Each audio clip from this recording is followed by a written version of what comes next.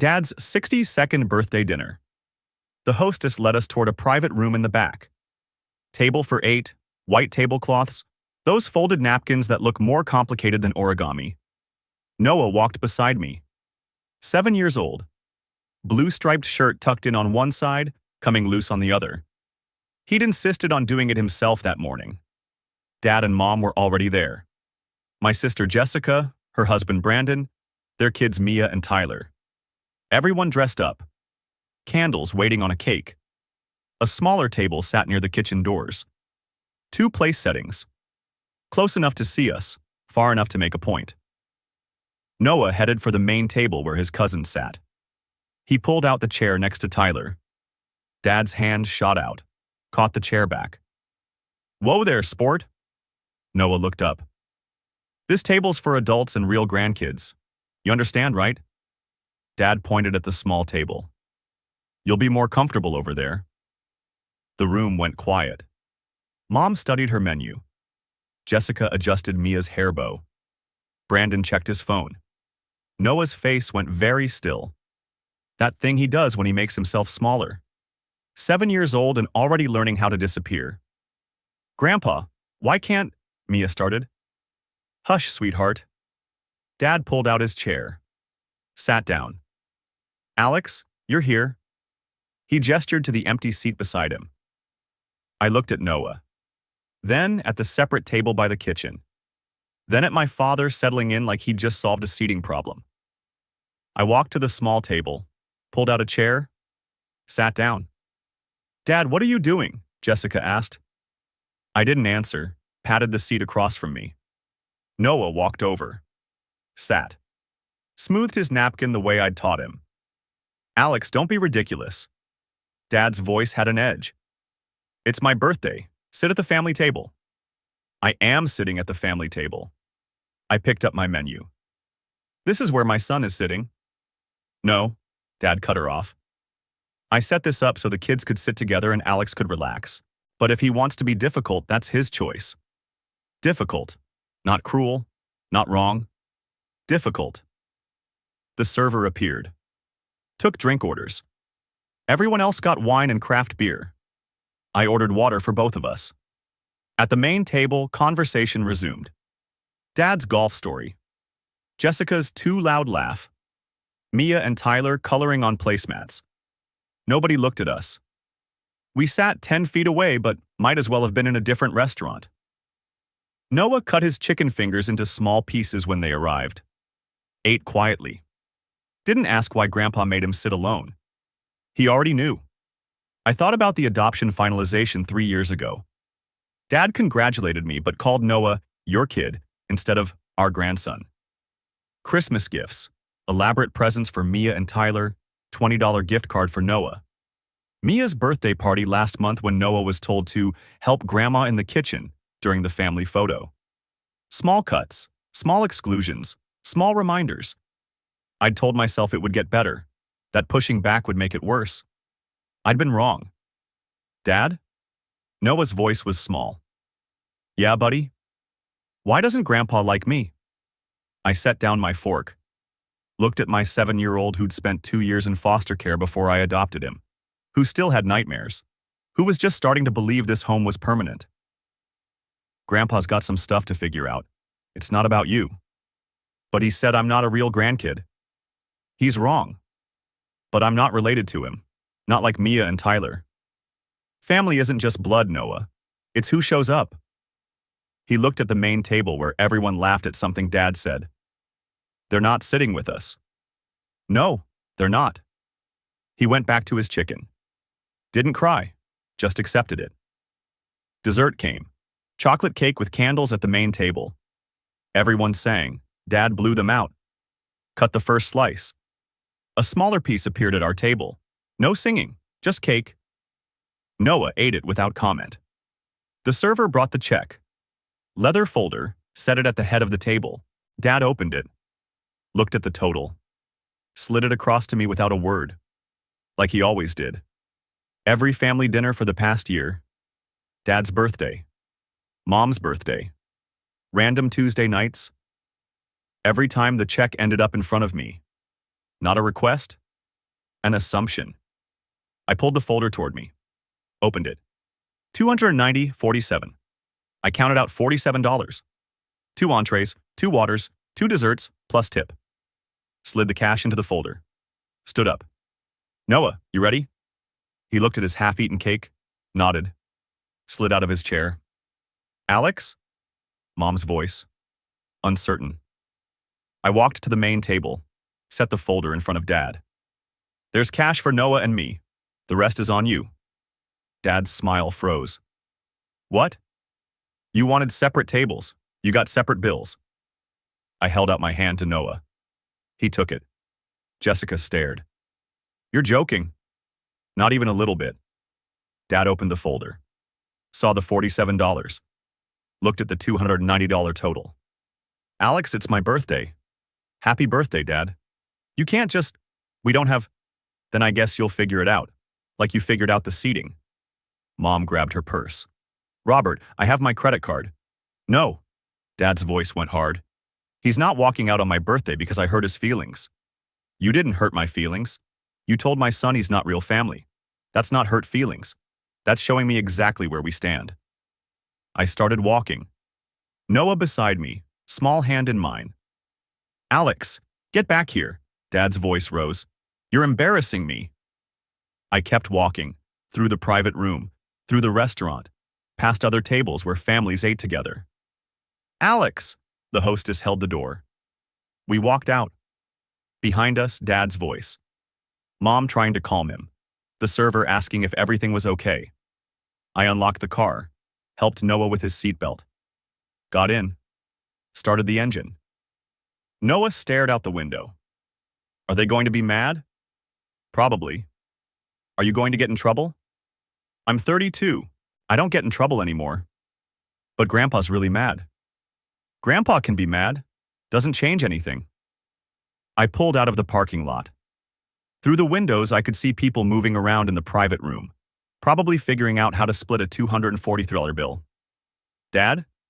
Yeah? Thanks for sitting with me. Something in my chest shifted. Made room for something I should have done years ago. Always, buddy, always. We drove home. Noah changed into pajamas, brushed teeth, got into bed.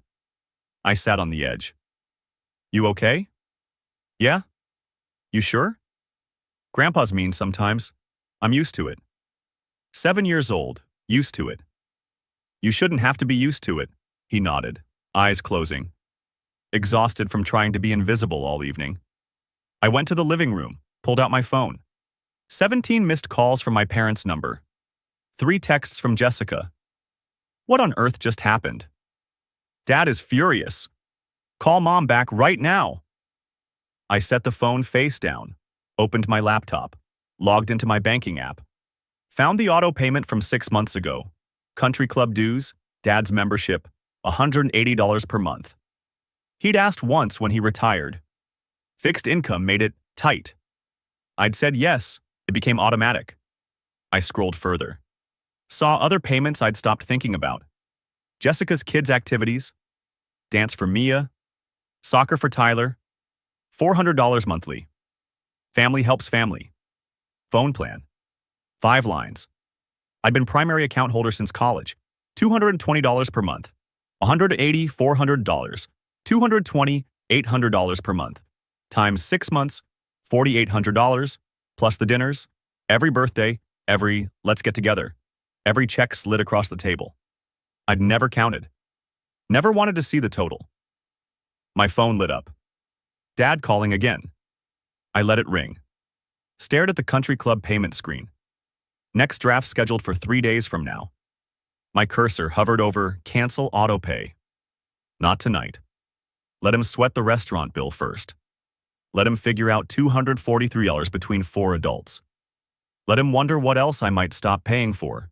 I closed the laptop. Checked on Noah. Still sleeping. Face peaceful. Tomorrow I'd deal with the rest. Tomorrow I'd set boundaries I should have set years ago. Tonight I just sat in the quiet. Noah safe down the hall. The son who'd been told he wasn't real family. The only real family I had. My phone buzzed. Text from Mom. Please call us. Your father is very upset. This isn't like you. She was right. This wasn't like me. The old me would have apologized, paid, smoothed everything over, made myself small so Dad could feel big. But the old me hadn't watched his son accept exclusion like it was normal. The new me was done. I powered off my phone. Tomorrow they'd call again. Demand explanations. Expect me to cave. Tomorrow I'd be ready. And I'd have some explanations of my own. Sunday, 9:47 a.m. Someone was pounding on my apartment door. Not knocking. Pounding. I was making pancakes. Noah sat at the kitchen table with his activity book, still in dinosaur pajamas. The pounding continued. Noah looked up. Is that Grandpa? Probably. Are you going to answer it? I flipped a pancake. After we eat. More pounding. A voice. Alex, I know you're in there. I plated the pancakes. Set one in front of Noah.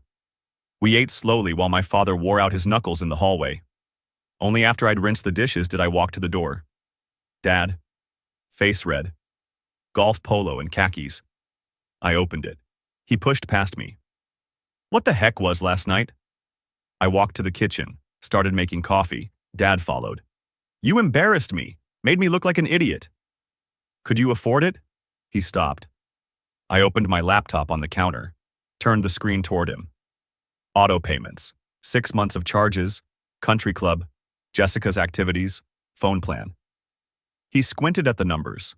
His face went white, then red. $4,800, I said, not counting dinners. I didn't know about, he gestured at the screen. All of this. You used it every day. I assumed, he looked up. Jessica's dance classes? You asked me to help last spring. Never said to stop. I looked at Noah. He grabbed his plate without being asked and disappeared into his room. Dad waited for the click. You should have said something. You should have noticed. I walked to the door, opened it. Dad grabbed his keys, stopped at the threshold. This isn't over? Yeah, it is. I closed the door, locked it. We went to Riverside Park. Noah ran to the jungle gym. I sat on a bench. Phone buzzed. Unknown number. Voicemail. Alex, it's Uncle Mike. Robert borrowed $3,000 from me in July. Said it was temporary. Haven't heard from him. Is everything okay? I played it again. $3,000. July. Right when Dad asked me to cover country club dues. Dad hadn't been tight because of retirement. He'd been tight because he was already in debt. My phone rang. Mike. Hey, Mike. Alex, is your dad okay? Physically, yeah. Financially, that's complicated. I told him. The restaurant, the separate table, the payments I'd been covering. Mike was quiet for a long moment. He's been telling me things are fine, that he's got consulting work. Does he? I don't think so. Mike sighed. The $3,000 was for a car repair. Said insurance wouldn't cover it. Did he fix the car? I don't know. But if he's having you pay for the club while owing me money, that's bad judgment. I'm canceling the membership tomorrow. Good. He needs a reality check. And Alex? Whatever happened at that restaurant, I'm on your side. Kids don't get ranked. Thanks, Mike. Noah ran over, breathless. Can we get ice cream? Sure, buddy. We stopped at the grocery store on the way home. Noah picked chocolate chip. At checkout, I heard her. Alex. Jessica. Designer sunglasses. Yoga pants. Cart full of organic everything. Jessica. She looked at Noah. Forced a smile. Hi, Noah. He waved but stayed close to me. The dance academy payment declined. Mia's costume isn't paid for. That's unfortunate. Unfortunate. Her voice rose. Other shoppers looked over. She's been practicing for 3 months. Then you should pay for it. Why didn't you say something? Why didn't you check? Noah tugged my sleeve. Dad, I want to go. Yeah, we're done here. I moved past Jessica. She grabbed my arm. This is because of Saturday. Dad told my 7-year-old son he's not real family. That's not a mistake. He didn't mean it like that. Then how did he mean it, Jessica? Explain the nice way to tell a kid he doesn't belong. She looked at Noah, back at me. Can we not do this in front of him? You all did it in front of him Saturday, at a restaurant. Her face flushed. That's not fair. What's not fair is Mia losing her solo. What's not fair is my son sitting at a separate table. I walked away, Noah's hand holding tight to mine. In the car, he was quiet. You okay? I asked. Aunt Jessica looked sad. Yeah. Is it our fault? No, buddy, it's not our fault. Sometimes when you stop doing something people expect, they get upset. That's their problem, not ours. He nodded. Didn't quite believe me, but wanted to. At home, I made lunch, grilled cheese. While he ate, I opened my laptop. Pulled up the Elite Soccer Academy registration page. The camp he'd mentioned 3 times. The one he stopped asking about after I said maybe. 450, 2 weeks, advanced training.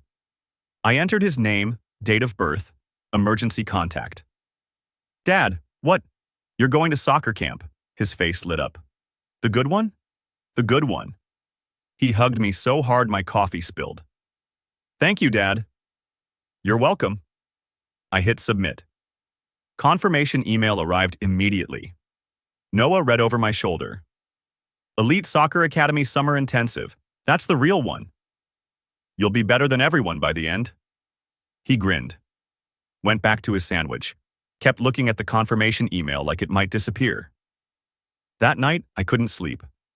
Noah was in his room, door closed. I could hear him breathing through the wall, that soft kid breathing that reminded me he was still small. Still learning what family meant. I'd just cut off my parents, blocked my sister, erased them like they'd tried to erase him. But what if I was wrong? Not about the insult. That was real. That happened. But about the response. Maya said I was protecting us. Mike said I was setting boundaries. But late at night, in the dark, I just felt cold. I opened my phone, stared at Dad's blocked number. 1 unblock. 1 call. Maybe he'd apologize. Maybe we'd talk like adults. Maybe Noah could have grandparents again. My finger hovered over the button. Then I remembered his face. The way he smiled when he said, real grandkids. Like Noah was a placeholder, a practice kid. I put the phone down. Not tonight. Maybe not ever. But the doubt didn't leave. It just sat there, like a stone in my chest. Friday morning, I logged into the banking app. Found Jessica's activity payments. $400 drafting in 12 days. Clicked cancel. Confirmed. Found the country club dues. $180 drafting in 3 days. Clicked cancel. Confirmed. 3 confirmation emails arrived. I opened a new tab. Riverside Camping Grounds, how can I help you? Hi, I want to book a campsite this coming weekend. 2 people, 1 tent. We have availability, Friday through Sunday? Perfect. I booked it, paid the deposit. Noah came out during a commercial. Are we really going camping? We really are. Just us? Just us. He grinned. My phone buzzed. Text from Dad. This conversation isn't finished, I replied. Yeah, it is. Blocked his number. Blocked Jessica's. Saturday morning, we left for camping. Just us. No phones, no family drama. Just a tent, a cooler, and a 7-year-old who'd never started a campfire before. Can I hold the matches? Not yet. First, you learn how to stack the wood. Noah crouched down, arranging sticks like I showed him. Tongue sticking out in concentration. Like this? Perfect. I handed him the matches. Supervised while he struck one. Watched his face light up as the kindling caught. I did it. You did.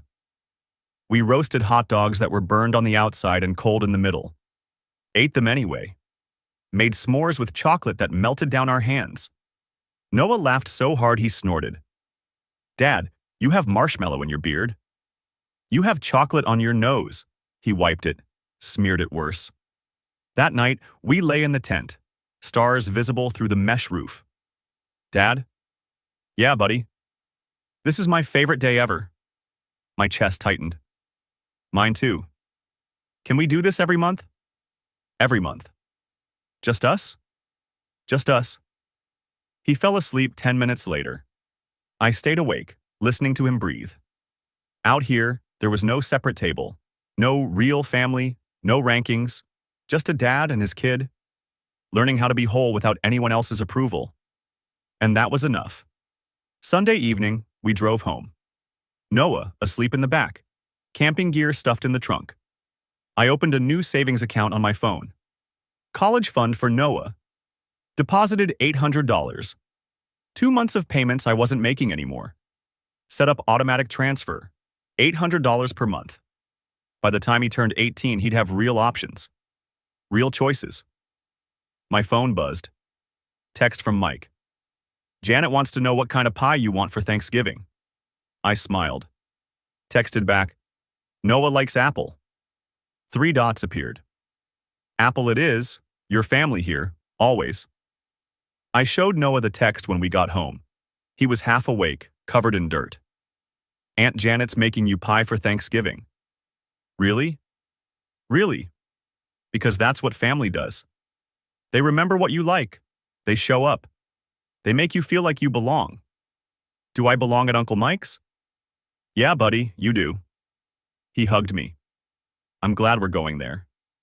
Me too. That night, after Noah was asleep, I sat on the couch. Hendrix on my lap. 2 days ago, I'd sat at a restaurant and watched my father separate my son from the family. Now we were sitting around a campfire, burning marshmallows, laughing. I didn't know if I'd made the right choice, if the boundaries were too harsh, if I'd regret this in 5 years. But I knew one thing. Noah's favorite day ever didn't include them, and mine didn't either. That was a start. Tuesday evening. Week 1. Noah was at the kitchen table, homework spread out.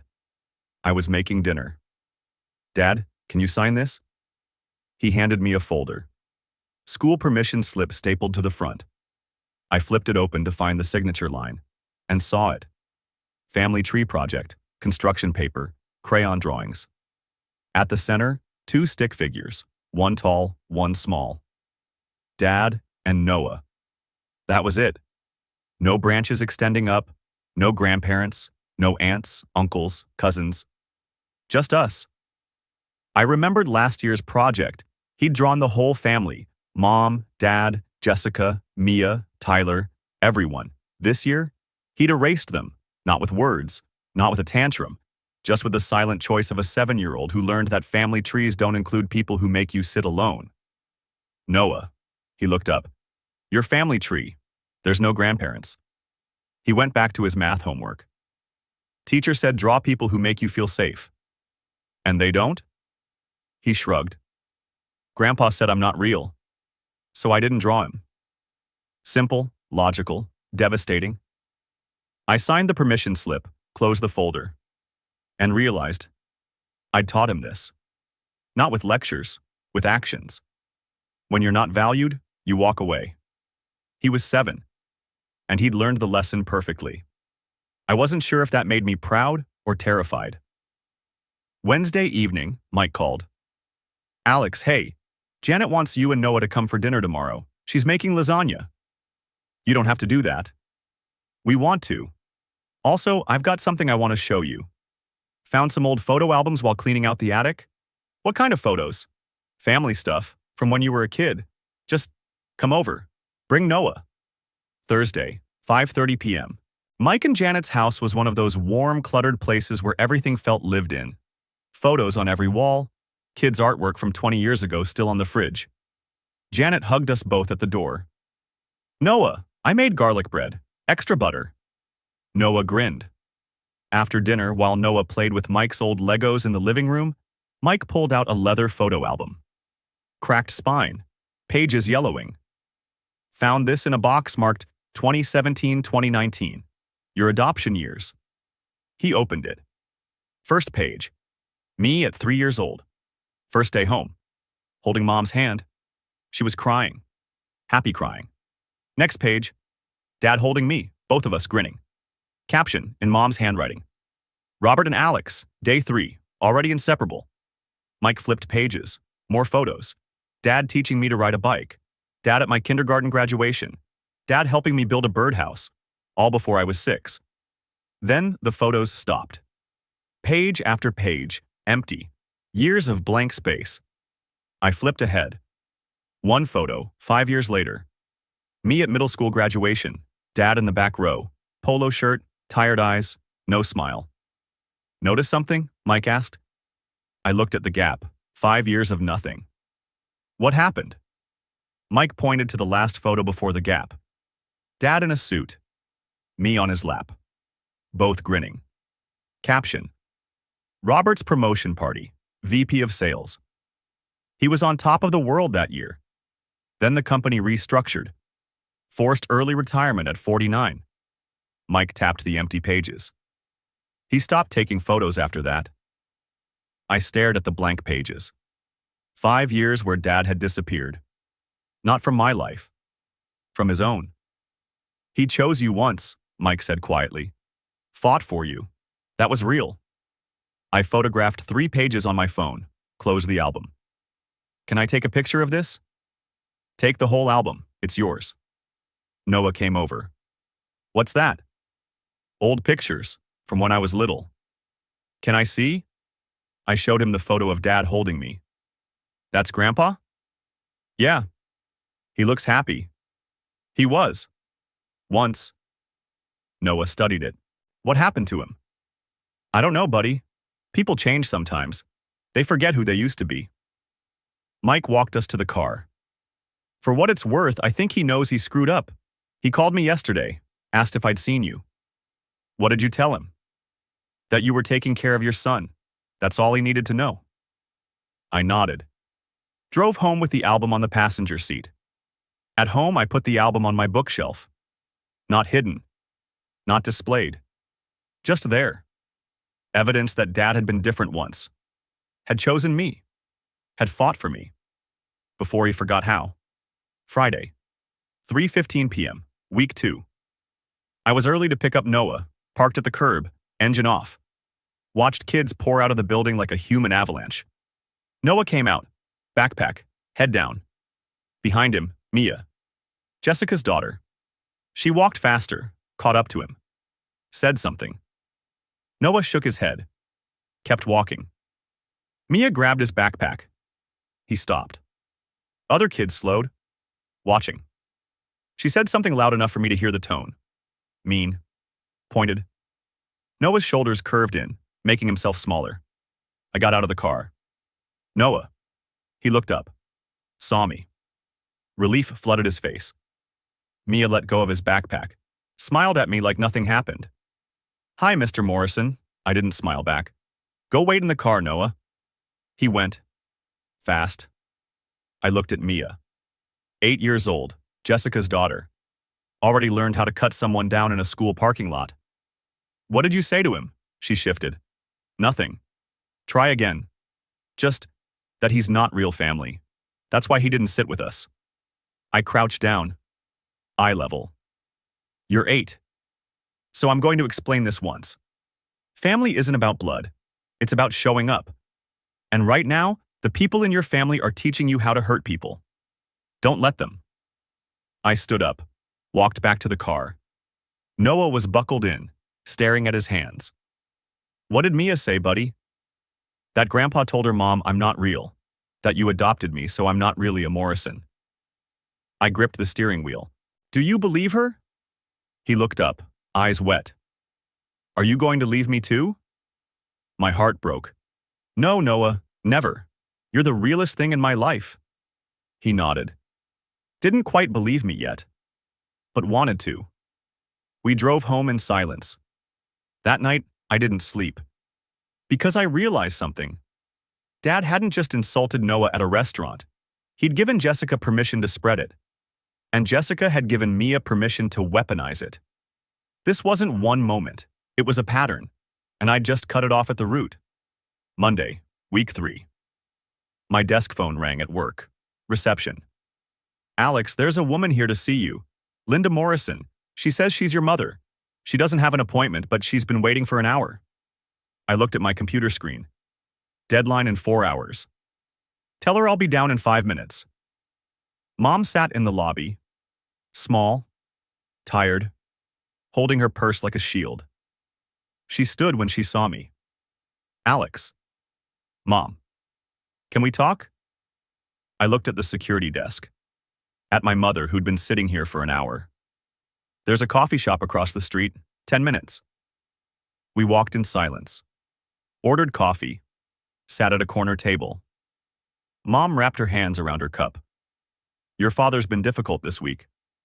I can imagine. He doesn't understand why you're doing this. Did he tell you what he said to Noah? She looked down.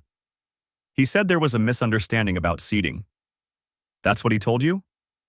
Alex, your father is struggling. The retirement hasn't been easy. Money is tight. I know about Uncle Mike's $3,000. She went pale. How? Mike called me, told me about the loan, from July. He was embarrassed to ask you for help. Mom, if he needed help, he should have asked, not hidden it. Not asked me to pay for his country club while he owed his brother money. She was quiet. I didn't know about most of the payments. You sat there Saturday night and let Dad separate Noah. Let him sit alone. You didn't say a word. I didn't want to make a scene. You made a scene by your silence. She wiped her eyes. What do I need to do to fix this? Tell Dad the truth. That what he said was wrong. That Noah is family. That adoption doesn't make someone less. She stood up. I understand. Mom, she turned. If things change, if Dad does the work, maybe we can talk, but not now. How will I know when? You'll know when Noah feels safe enough to draw you again. She nodded. Left.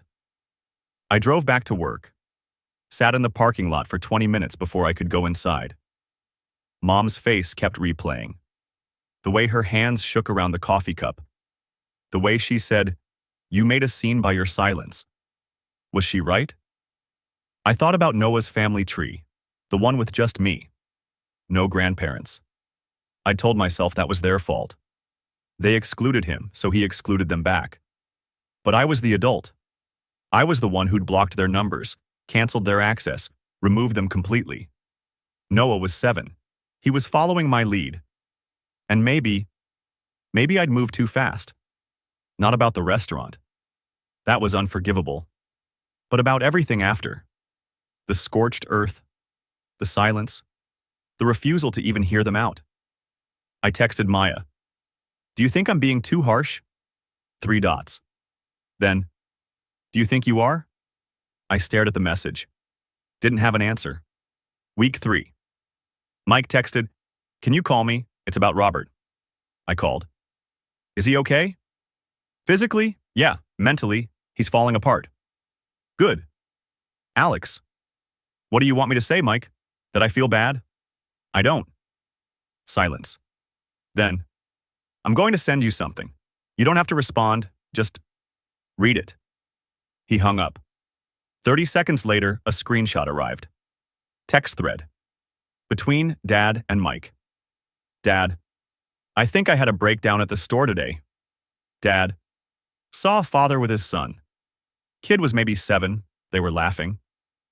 Dad. I can't remember the last time Alex laughed with me. Mike. Have you tried calling him? Dad. He blocked me. I deserve that. Mike.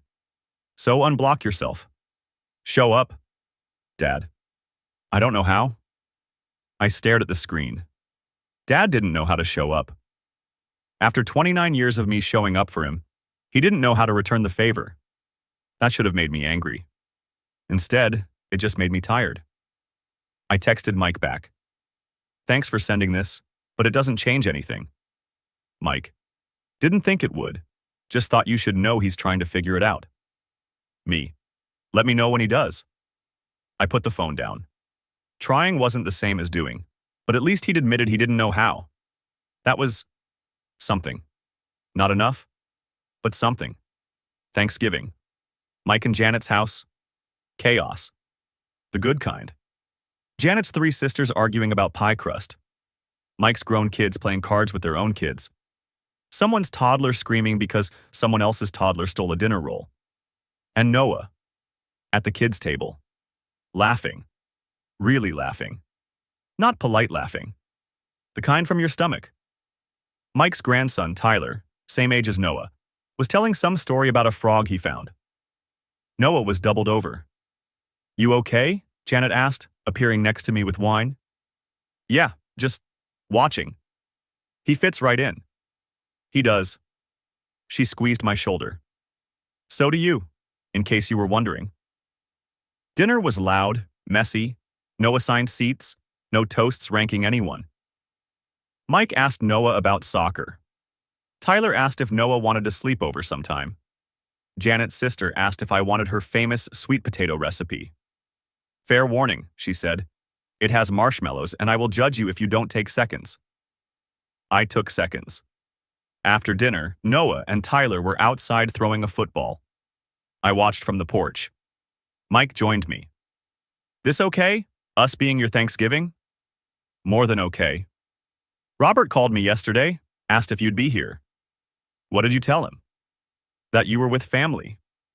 I looked at Noah, tackled by Tyler, both of them shrieking with laughter. "Yeah," I said. "I am." Mike smiled. "Good." Later, in the car, Noah buckled in. "Sleepy? Full? Happy? Dad?" "Yeah? Can this be our Thanksgiving from now on?" "Absolutely." "Good. Because Tyler said next year we're doing tackle football and I need to practice." I laughed. "Deal." He fell asleep before we hit the highway, and for the first time in months I wasn't thinking about what I'd lost, just what I'd found. That evening, I opened the college fund, deposited the third $800, watched the balance grow, $2,400. Real money, real options. By the time Noah turned 18, he'd have choices. Real choices. I looked at the photo album on my shelf. At Dad smiling with a 3-year-old me on his lap. He'd chosen me once. But now I was choosing Noah. Every day. Every decision. And that was the difference. Month 2. Life settled into a rhythm that didn't include them. Work, Noah's soccer, Mike and Janet's Sunday dinners where Noah actually sat with everyone. I opened the college fund, deposited the second $800, watched the balance grow, $2,400. Real money, real options. But the doubt didn't leave. It sat there, quiet, waiting. December came, week 3, Mike called. 11:47 p.m. "Alex, I'm at the hospital. It's Robert." My stomach dropped. "What happened?" "Heart attack. Not major, but not nothing. Janet and I are here with your mom. She's asking for you." I looked at Noah's door, closed, sleeping. I can't bring Noah to a hospital at midnight. "I know, I'm just telling you. He's stable, awake." "I'll think about it." I hung up, sat in the dark, felt nothing and everything. I didn't go that night, or the next morning. But I sent a card to the hospital, plain white, bought at Walgreens. 3 words inside: "Get well, think." Mom called when she got it. I let it go to voicemail. "Alex, thank you for the card. Your father cried when he read it. He wants to see you. When you're ready. No pressure, just thank you." Dad came home 2 weeks later. Mike kept me updated. Medication, diet changes, orders to reduce stress. Doctor asked him what triggered it, Mike said. Robert told him family estrangement. Doc said that'll do it. January. Noah's soccer team made playoffs. We practiced in the park every Saturday. Mike and Tyler came sometimes. Noah was getting good. Really good. I watched him run drills, focused, determined, happy. He didn't ask about Grandpa anymore. Didn't ask about Thanksgiving or Christmas or why we weren't invited. He'd stopped expecting them to show up. And that hurt more than the restaurant ever did. Because 7-year-olds shouldn't have to learn that lesson. February. Noah's 8th birthday. Small party at our apartment. His soccer team. School friends. Mike and Janet. No invitation to my parents. Didn't expect them to show. But a package arrived that morning. Addressed to Noah. I opened it. Inside, jersey. Number 12, Professional quality, and a photo. Printed, not digital. Dad at the school gym. Equipment drive table, writing a check, other parents around him. On the back, handwriting. Donated $200 for kids who can't afford cleats. Didn't tell them I was your father, just wanted to help. And the card. Noah, happy 8th birthday. I remember you telling me once that number 12 was special because that's how old you'd be when you played pro soccer. You were 5 when you said it. I was listening. I'm sorry I stopped listening. Grandpa? I stared at the photo. Dad. At Noah's school. Not announcing himself. Not making it about him, just showing up. Quietly. The way I'd been showing up for years. Invisible. Uncredited. He'd learned that from me. The hard way. Noah came over. What's that? I handed him the jersey. From Grandpa. He put it on immediately. Read the card. Looked at the photo. He was at my school? Yeah. Why didn't he say hi? I don't know, buddy. Noah stared at the photo. Do you think he's sorry? I looked at the check in the picture, the handwriting on the back, the jersey that was exactly Noah's size, exactly his number. I think he's trying. Is trying enough? I don't know yet. But maybe we find out together. He nodded. Hugged me. Still wearing the jersey. That evening, after everyone left, I sat on the couch. Stared at my phone. Dad's number. Still blocked. I'd kept it that way for 3 months. Safe. Protected. Controlled. But control wasn't the same as healing. And walls weren't the same as boundaries. I unblocked the number. Didn't call. Didn't text. Just unblocked it. Left the door open. Just a crack. 3 days later, my phone rang. Dad's number. I let it ring once. Twice. 3 times. Noah was in his room, wearing his jersey. The one Dad sent. He'd worn it every day since, slept in it twice. I could ignore the call, reblock the number, keep the walls up. Or I could answer. Not because Dad deserved it. Because I deserved to choose. I picked up. Hello. Silence. Breathing. Alex. I wasn't sure you'd answer. I wasn't sure either. More silence. I've been doing a lot of thinking, since the hospital. Since before. Mike told me about the counseling. I didn't do it for credit. I did it because it was right. His voice was rough. Because I was wrong. I looked at Noah's door. Closed. Safe. You told a 7-year-old he wasn't real family, Dad. That's not wrong. That's cruel. I know. Long pause. My counselor asked what I was afraid of. I didn't have an answer. Took me 8 sessions to figure it out. What did you figure out? That I'm angry, have been for years. At myself mostly. For not being enough. Smart enough to keep my job. Rich enough to not need help. Important enough that people call me for reasons other than money. His voice cracked. And I took it out on a 7-year-old because he was easier than admitting I failed. I sat with that. Let it settle. What do you want from me, Dad? Silence. I want a chance. To prove I've changed. To meet Noah again. To be the grandfather I should have been. That's not up to me, I said. It's up to him. And he's 7. He doesn't owe you anything. I know.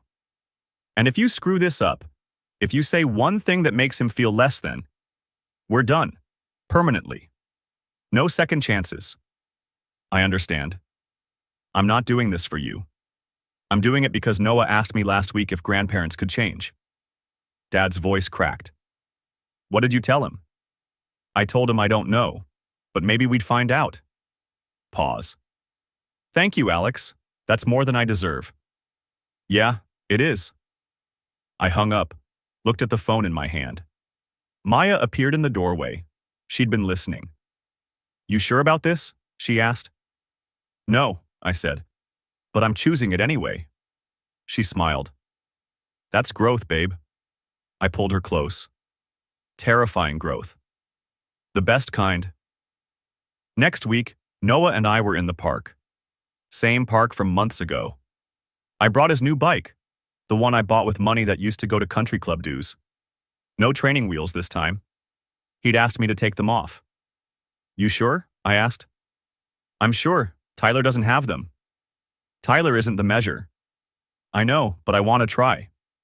I held the back of his seat, started running beside him. Pedal, keep pedaling.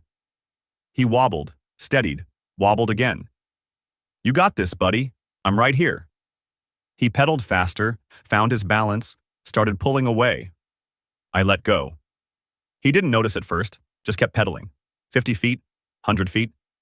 Then he looked back, saw me standing still, realized he was doing it alone. He didn't fall, kept going, turned around, came back grinning. I did it. You did it. Did you see? I saw. He rode circles around me, laughing, free, real. Dad? Yeah? Do you think Grandpa really changed? I watched him ride, confident, strong, 7 years old and already learning that people were complicated. I think he's trying, and that's a start. Are we going to see him? Maybe, when you're ready, if you want to. What if I'm scared? Then I'll be right there, like when you learn to ride your bike. I'll hold on until you're ready for me to let go. He nodded, rode another lap. Okay, maybe. Maybe's a good place to start. My phone buzzed. Text from Mom. Can we see you sometime, when you're ready? No pressure. I typed back, not yet, but maybe. She responded immediately. Thank you. That's enough. I put the phone away. Watched Noah ride. Watched him fall once. Get back up. Ride again.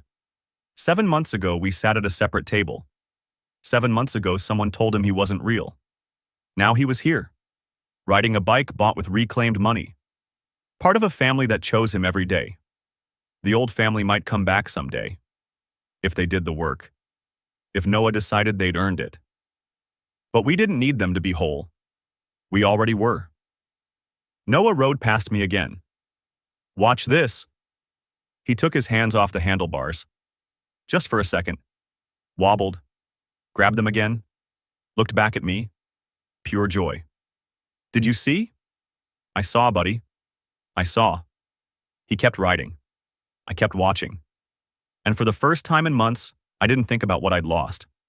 Only what I'd built. Just the two of us. Real family. Not perfect. Not certain. Not without scars, but real. And that was enough.